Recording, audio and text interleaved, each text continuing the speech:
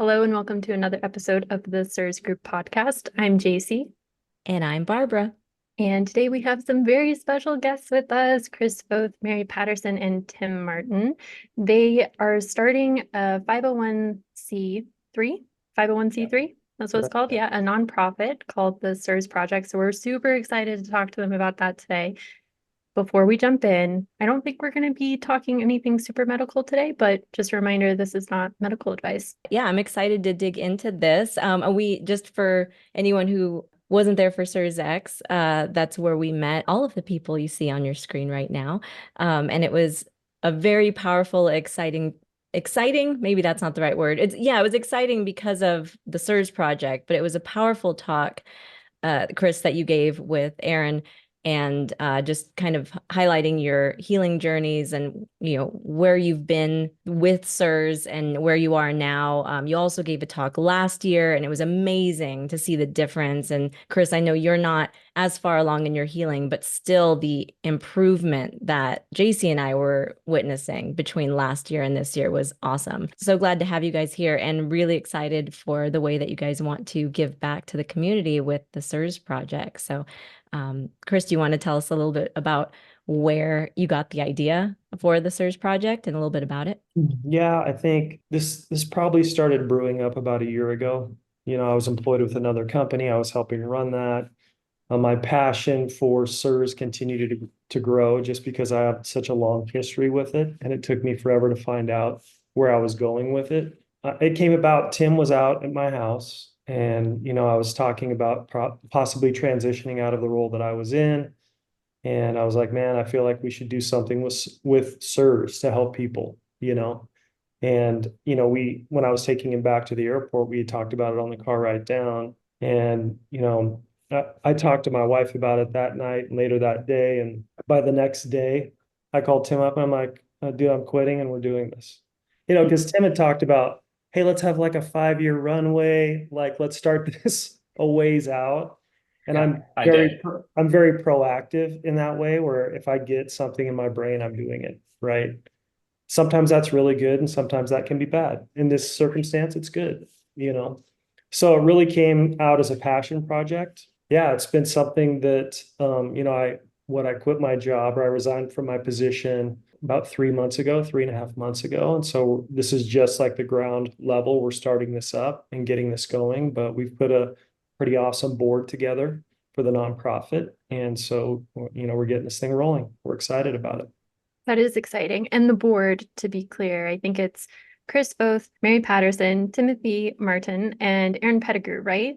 Yeah, we have two other board members, one being Richard Foth, my dad, and another being Nancy Richardson. Oh, perfect. Yeah. Very exciting. And if people want to see your story and Tim's story and Aaron's story, they can check you out on the Vitality Power Hour, which is Dr. Dorninger's podcast. We listened to it and it was a really powerful story. I think a lot of CIRS patients relate to your experience, but I don't think we got to hear much about how Mary came into the CIRS world. So Mary, do you want to share a little bit about your CIRS background? Yes, I would love to. So I'll try to keep it short for the CIRS brain because I can get a little long-winded. I started struggling with CIRS back in early 2020. So actually the trigger for me was I came down with COVID, which turned into pneumonia, and I was sick for 30 days, like really badly. And then after that, all of the CIRS kicked off. So I lived in Dallas in a townhouse that was nice and it looked pretty new. I think at the time it was like 8 or 9 years old. But what I didn't know is I knew absolutely nothing about this world, nothing about mold, had never heard of CIRS or anything like that. So a previous tenant had a leak, which we did not know about. And so there was toxic mold growing in the apartment.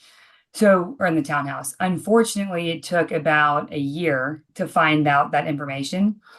So for about a year, I struggled pretty hard. I was bedridden for 3 solid months in a row, but pretty much 5 months throughout that time period.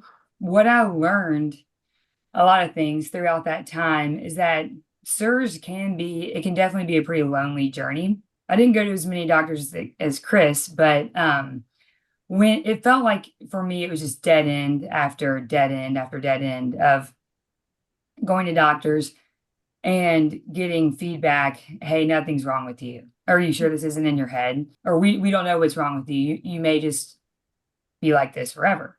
And so I went from literally doing a kickboxing class one day and 27 years old to the next day not being able to walk to the mailbox, not being able to get out of bed or do anything. So, that unknown part of it, which I'm sure, almost probably every CIRS patient has dealt with, it can create a lot of like mental stress. It can create a lot of anxiety just because, there's so much unknown there. Another really large and important part of my CIRS journey is that during all of this, I got divorced. And so, like, even though I had a really supportive immediate family, my mom and my dad and my brother and sister, and I have other family members like cousins and grandparents who've struggled with this illness.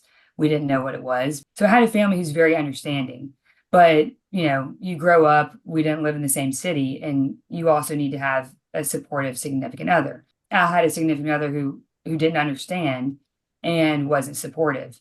And as we know with CIRS, it is confusing.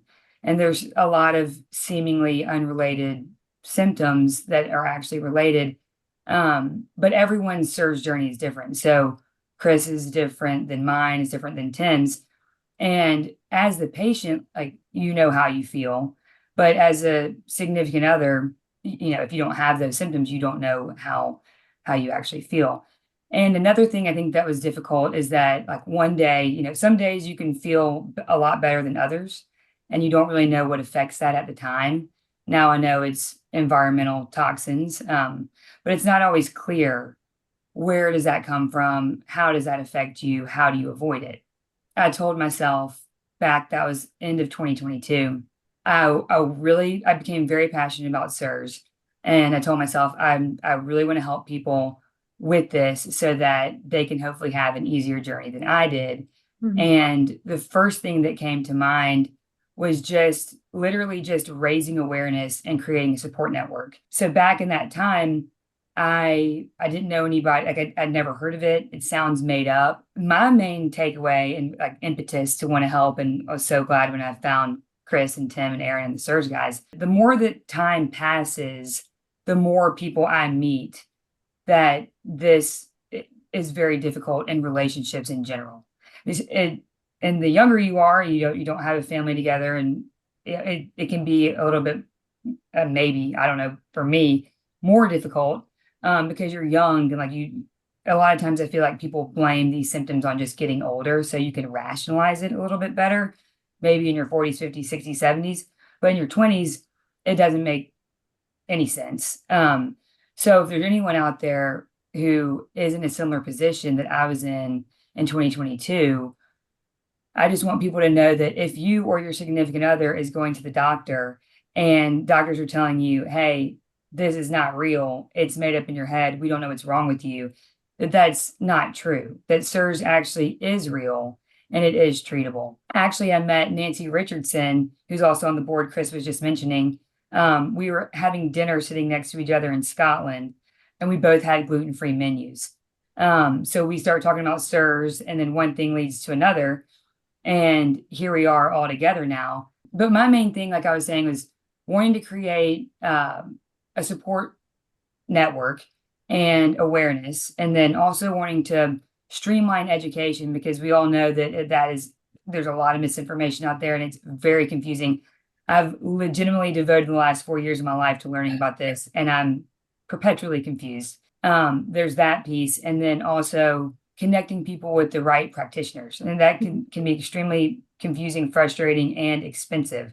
And so I think that's exactly what the CIRS Project, part of what the CIRS Project is trying to do, is be more patient focused and be the support of the patient and help them find that network. Because even if you do have a really supportive group around you, like I was saying, if they have not had those symptoms, they don't know how you feel. And so like being able to connect with Chris and Tim and Aaron versus like my family, who I'm really close with but doesn't have the symptoms, is completely different. I think every CIRS patient needs that. Yeah, absolutely. We couldn't agree with you more. I think that's been a big thing that we've seen, especially with attending CIRS X and seeing some of the patients are attending CIRS X as well. And even just to meet each other and to have that moment where we don't need to talk about what we've been through because we're like all on the same page. We know we're with you, we believe you, and we can get to the good part of the conversation, like connecting and building things together, which is obviously what you guys are doing right now with this. And it's incredible. Tim, I wanted to hear more about, what drove you to be a part of the CIRS project, aside from like wanting to plan it out and have a 5-year plan. But if there's, what else was going through your head as far as why you wanted to do this? I've spent the last 20 some odd years in the business world. And when I look at CIRS, I approach it probably the way I look at the business I've started in my lifetime. And I've probably helped 50 different companies start businesses. You have to look at sort of what the problem areas are, or what the blue ocean is of where you want that business to be in, or the white spaces that nobody's in. And when I look at CIRS, I see a major need. And it started personally, but when I removed myself, because those are all selfish needs, and I think about others, CIRS has 3 major problems, in my opinion. They have a serious problem on education. They have a serious problem in communication, and they have a serious problem in eradication. All 3 of those things, and let me explain them briefly. Communication, as somebody who has spent a lifetime in marketing and communication, there isn't an elevator pitch, and you all know this, and anyone with CIRS knows this. When you start to explain it to somebody, first off, it gets complicated, and you can see people's eyes rolling in the back of their head. So I was like, okay, we need the elevator pitch. We need to nail communication. And once we get communication, then we can nail education. And by the way, everything I'm saying, there are lots of people doing these things, right? But there's lots of people doing these things, and some people have their own versions of it. So when I got CIRS, one of the first things as an organized person in general and how I run businesses, like I noticed it is chaos. So you are literally dropped in the middle of chaos. And luckily, I had Chris to help me. But I think if I wouldn't have had that connective tissue that Mary is talking about with the community, I would have quit. Why? Because it's chaotic.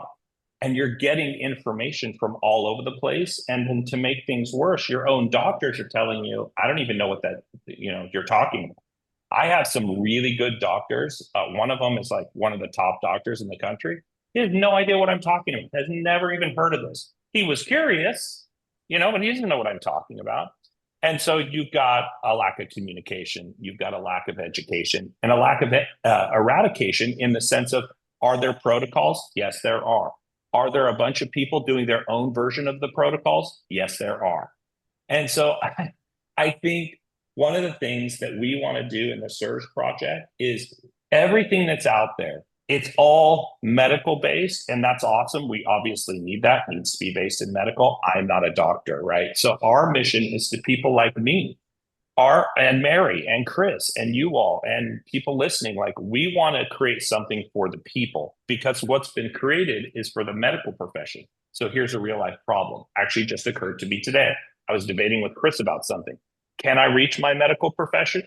No, I cannot. Why? They're busy. They're all swamped. I get it as a business person, but I have basic questions, and I know more than I knew last November. So now I've got people in my network, right? And they're just finding out they got CIRS. They can't even get into a doctor for months because all the doctors are booked up.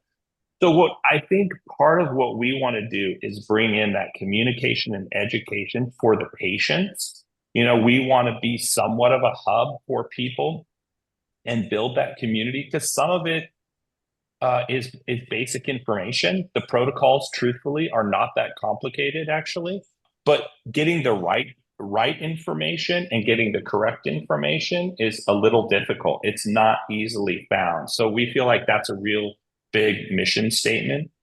The other part of eradication for us is this: we want to build clean living. So one of the things we wanted to do, we are going to do, is we are going to build a space for people that they have nowhere to go. So the way I look at it is, I've been fortunate enough in the world that I'm able to see the doctors. I'm able to, eradicate and clean out my home, which was actually okay.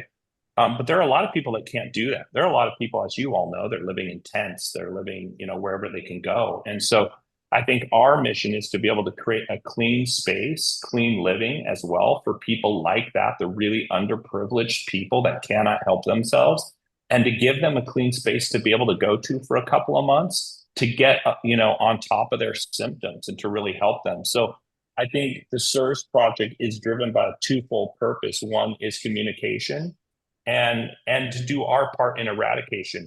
We are not of the mindset, we can't solve all the problems of CIRS. CIRS is going to take an army. When you look at the pure numbers of how many millions of people are going to have CIRS or have CIRS as we speak, there aren't enough people. So for us, what we're trying to do is one of our internal messages that we're saying in the board is, let's not be another voice of chaos. Like, let's be laser focused on what we're going to do. Like, we can't solve all the problems of CIRS, but let's tackle what we are able to tackle and be really focused on those things. And that's why we have two, standing principles of communication and, the clean living. That's amazing. And so needed. I mean, you're preaching to the choir. I personally want to raise an army of health coaches and practitioners and just anybody who can help lead people through the chaos of it. And hopefully, to your point, it won't be chaos for much longer. And with all of us working together to hone that message and make it concise and easy to understand. I mean, when you said how do you explain CIRS, and I just replayed in my head quickly all the times I was like, it's kind of an autoimmune, and that's not right. There's just so many things that I know our members struggle with and listeners are struggling with when they're trying to explain it. And if a blueprint can be given that people can follow, I think that is going to be so helpful amongst everything else that you said. It's very exciting. Well, and when you're talking about an illness, I'm very aware, we're not talking about an illness if we're talking about cancer, you say that to anyone, they know exactly. And the sympathy and empathy is in their eyes and face immediately, right? Because there's been communication and education. Everyone knows about that, or heart disease. But when you get into the sub-autoimmune diseases, and I also have, it's funny because me and Mary have Lyme disease too. We won the lottery. We got it all. And so that's the one, if I talk to people, they don't know about any of the other things. But as soon as I say Lyme, they're like, oh, wow, we don't know much about it, but we've heard it's bad. But anything I said was CIRS. So it seems to be the Lyme and the mold are the two things that they can understand. Anything other than that, it gets complicated. And to make matters worse, CIRS is complicated. It's a complicated, not simple thing to explain to somebody. And so we really do want to work on that. And we want to work on that, not in a bubble, but as a group.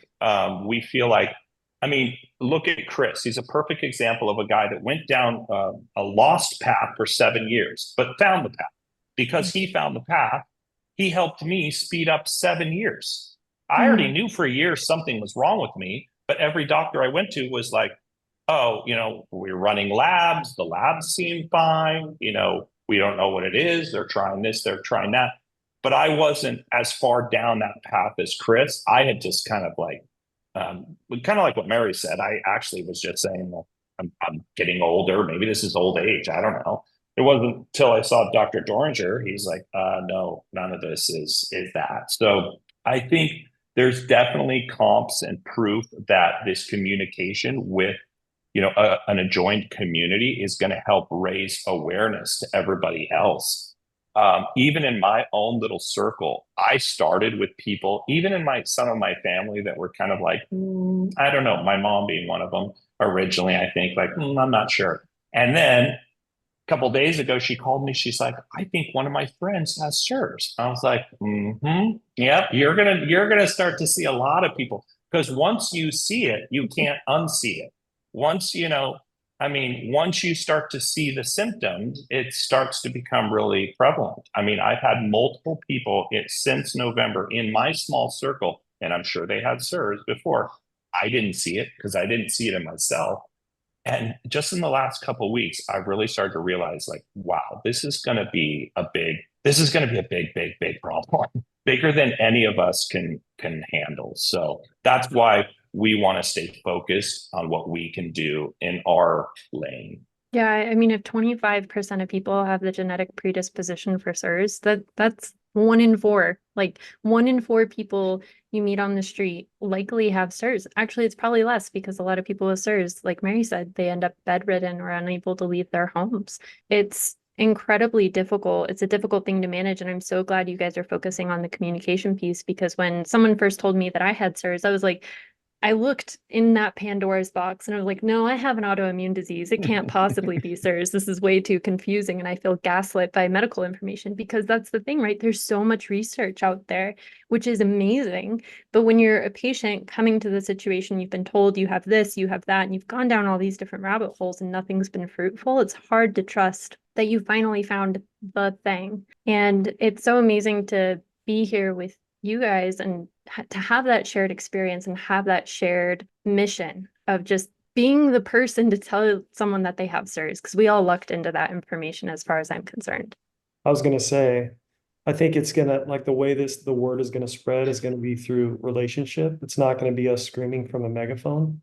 You know, I had an experience with an MD that I was talking with for 3 years prior because he was following my journey, right? And I told him about mold and CIRS and he didn't believe it.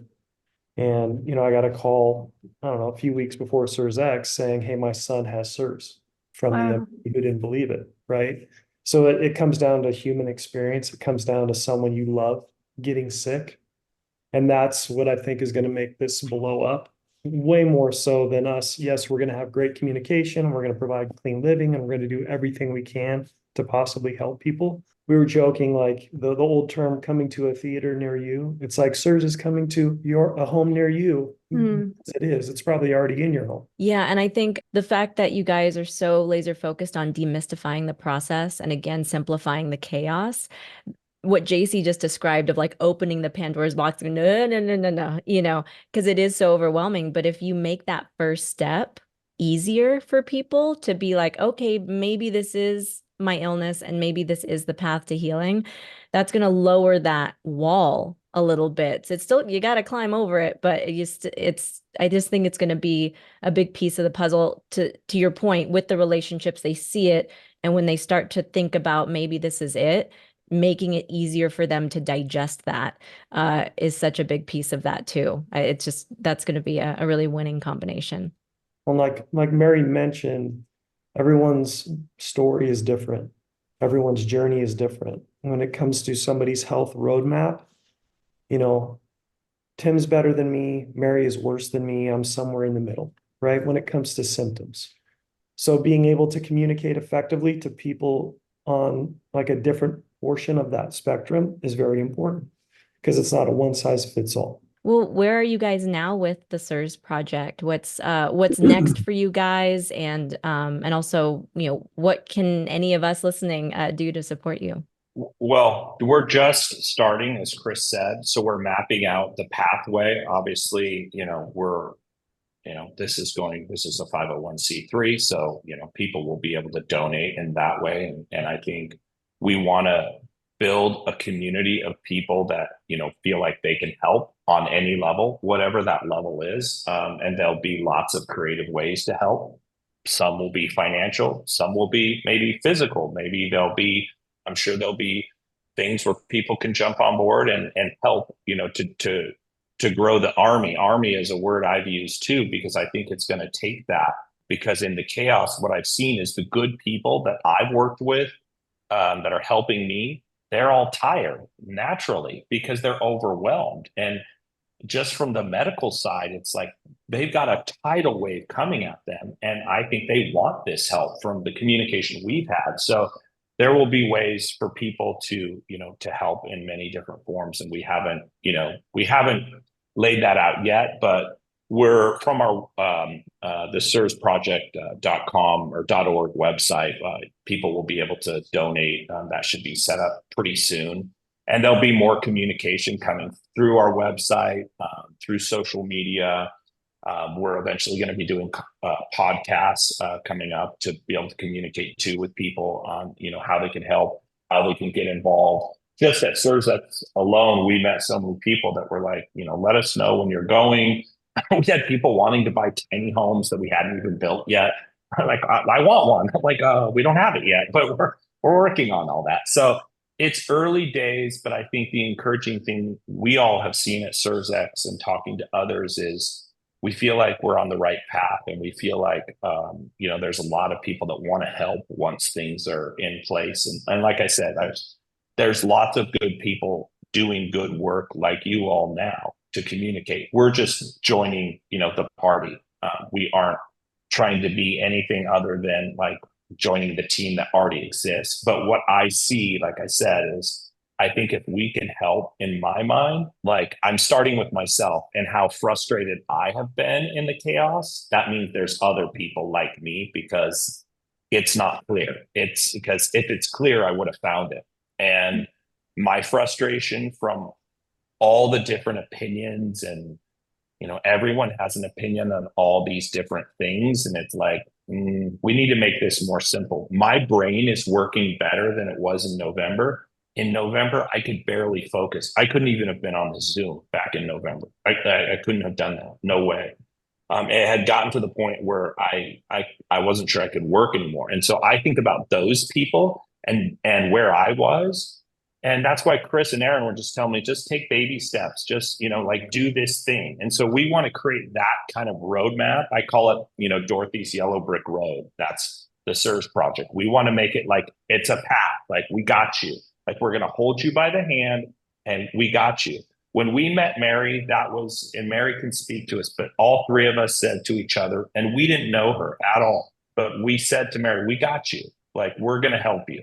And and we became very fast and close friends. But it started with us going, here is someone who is trying to solve this. And she's got all kinds of information. And she actually is a perfect person for who we want to help. Someone that's like, was in the deep end of the pool, just kind of going, oh my gosh. And so that's what we want to do. And as Chris said, at the core of it, this is for us is about people. It's really going to be person to person. It's all relational, right? Because when you're talking about somebody's medical needs, there has to be some sort of level of trust, especially in the chaos. And so that's how we've been helping people already, is just person to person. That's amazing. And the more lights that are shining, the brighter it all gets. So Yeah. The more people talking about it, I always encourage people to share their story, even if they don't know where they're going, or just share your story with people. Let people know what you're going through, and you never know who you're sharing that with and what chain reaction that's going to cause. And I love that you guys are looking to amplify that. We are just so behind you all on what you're doing. If there's anything that we can do to support you guys, let us know when everything does launch, and we will tell our membership. We'll say it on the podcast. You guys can come back on. Whatever we can do to help, we are here for you. That's awesome. We really appreciate that. That's appreciated. One of my favorite quotes is by Ram Dass. It's, we're all just walking each other home. And I love that the CIRS Project is doing that. You are a couple steps ahead of the next person behind you, and you're just reaching out a hand and saying, let me help you take the next step. So thank you guys so much for the work that you do. Yeah. Well, I love that quote. It's good. It's a beautiful one. That hit me, man. Yeah, You're going to have to wrap this episode up. I'm gone. That's beautiful, though. So again, if you guys want to contribute to the CIRS Project and see how you can help, you can find them over at thecirsproject.org. And in the meantime, if you are looking for more resources and support in your CIRS journey, you can join us over at thecirsgroup.com. We'll see you there.